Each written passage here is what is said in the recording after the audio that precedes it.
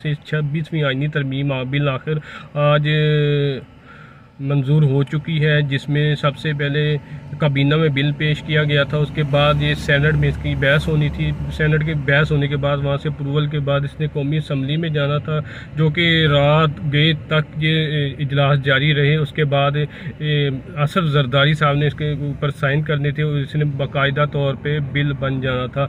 और जो आखिरकार 26वीं आईनी तरमीम मंजूर हो चुकी है। इस आईनी तरमीम के हवाले से हम अगर बात करें तो ये देखें कि चीफ जस्टिस की जो मुद्दत मुलाजमत है वो 3 साल तक कर दी गई है और हद जो उम्र है वो 65 साल है।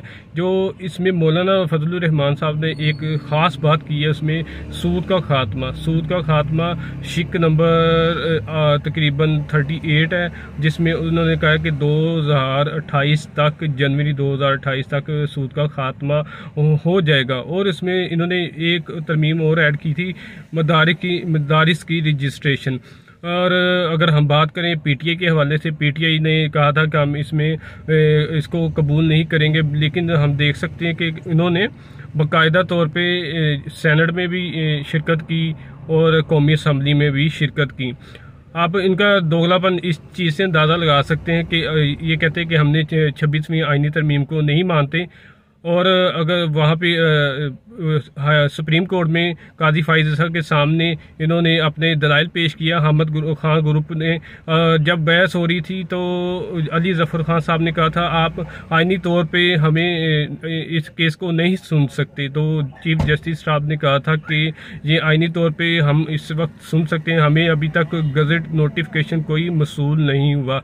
जब तक मसूल नहीं होता तो हम ये आइनी तरमीम के मुतालिक बात नहीं करेंगे। इसके हवाले से अली जफ़र साहब ने कहा था कि जो 26वीं आईनी तरमीम मंजूर हो चुकी है, आप इस केस को नहीं सुन सकते। तो वही Ahmad Khan group supreme court के बाहर आके कहता है कि हम 26वीं आईनी तरमीम को नहीं मानते।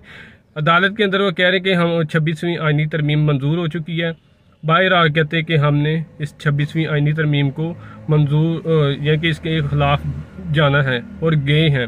अगर बात करें कि इमरान खान साहब की, तो अगर इमरान खान साहब इधर होते तो मेरे ख्याल से कि वो इस इजलास में शिरकत ही ना करते। इस 26वीं आईनी तरमीम को मंजूर करवाने में शायद वो इस्तीफ़े दे देते, असम्बली से भाग जाते, कोई ना कोई इन्होंने हल निकाल देना था। लेकिन जो मौजूदा क़यादत था पीटीआई के, उन्होंने समझ नहीं आ रही कि वो बाइकाट करना चाह रहे थे कि क्या खेलना चाह रहे थे, या वोटर के साथ ये सियासत कर गए हैं। ये वल्लाह आलम, इस चीज़ का हमें कोई नॉलेज नहीं।